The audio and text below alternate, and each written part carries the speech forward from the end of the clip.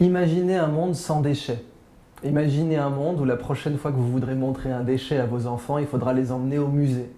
Oh regarde maman, une canette de bière. Et ce monde, bon, il n'existe pas pour l'instant a priori, et tous les sacs plastiques dans les pays du Maghreb, hein, tous les déchets nucléaires qu'on produit, ils sont là pour nous montrer que ce monde n'existe pas. Et pourtant, il y a un monde où il existe, et ce monde, c'est la nature. La nature ne produit pas de déchets. Qu'est-ce que c'est qu'un déchet au fond? Un déchet, c'est quelque chose dont personne ne veut. S'il y a quelque chose tel que je vous en donne une tonne et vous préférez une poignée de main, ça s'appelle un déchet. Un déchet, c'est quelque chose pour lequel la demande est négative. Il faut payer quelqu'un pour prendre la matière première. Eh bien, dans la nature, les déchets n'existent pas. Parce que la nature a créé le seul système au monde où pour toute offre, il y a une demande. Et ça, d'un point de vue économique, c'est brillant, quoi. Si la nature était une personne, elle aurait le prix Nobel d'économie pour ça. Parce que si aujourd'hui un économiste arrivait à créer sur une petite île de 10 000 habitants un système où tout le monde a du pouvoir d'achat et où pour chaque déchet, en fait, c'est l'achat de quelqu'un d'autre, un système où il n'y a pas de déchets, en ayant bien sûr le niveau de vie des pays riches, cette personne aurait le prix Nobel directement. La nature a trouvé la solution à ce problème. Parce que pour la nature, les déchets des uns sont les achats des autres, les opportunités des autres. Eh bien, il y a un grand entrepreneur belge qui s'appelle Gunther Pauli, qui a dit très simplement, la nature est la meilleure école de commerce au monde. C'est la meilleure business school.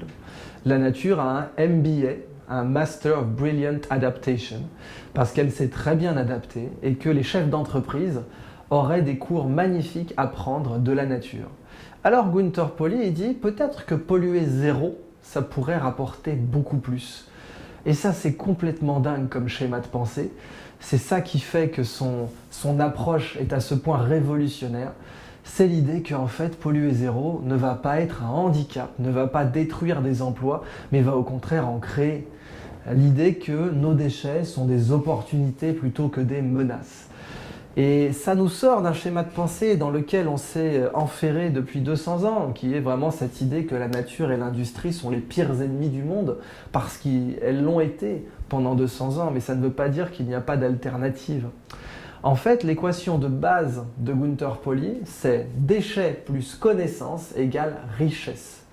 Un déchet au départ, c'est du passif. Si une boîte a un déchet dans ses livres de compte, c'est du passif. Mais si elle a la bonne connaissance qui va avec, ça devient un actif. Cette équation, déchet plus connaissance égale richesse, elle est tellement vraie que les Coréens ont développé une technique pour produire un nanomatériau qui est plus cher que l'or au kilo à partir de mégots de cigarettes. Ça veut dire que les Coréens sont en train de se vanter de devenir importateurs nets de mégots de cigarettes. Pour nous, un déchet, pour eux, une opportunité, des emplois, de la richesse. Et c'est valable pour plein d'autres déchets. Donc ce que dit Gunther Pauli au fond, et c'est l'évolution de l'économie circulaire d'Hélène MacArthur, qui elle-même était une évolution de ce qu'on appelait le cradle to cradle, c'est-à-dire l'idée que chaque produit qu'on fabrique, on pense à sa fin de vie sans le produire en ligne, puisqu'après tout, si la nature n'a pas de déchets, c'est parce qu'elle produit en cycle et nous, on produit en ligne. Par exemple, la caméra qui sert à filmer cet entretien, quand elle sera défaillante, il faudra payer quelqu'un pour la recycler. C'est pour ça qu'il y a une petite écotaxe dessus. Mais dans la nature, encore une fois, on ne subventionne pas les vers de terre quand ils mangent les feuilles mortes, parce que pour eux, le déchet, c'est la richesse. Eh bien, ce que dit Gunther Pauli, en conclusion de toute cette évolution de la pensée humaine, qui est que la nature est la meilleure école de commerce, c'est qu'au fond, ce n'est pas à nos usines, ce n'est pas à la nature, de produire comme nos usines, c'est à nos usines de produire comme la nature. Parce que la seule question, c'est qui est le plus high-tech? Et c'est clairement pas nos usines qui sont plus high-tech que la nature. Quand on regarde la performance énergétique de la nature, quand on regarde sa précision, quand on regarde ses économies d'échelle, ses chaînes de valeur, etc., elle est nettement plus performante que nous. Donc c'est pas à nous de lui donner des leçons, c'est à nous d'être élèves.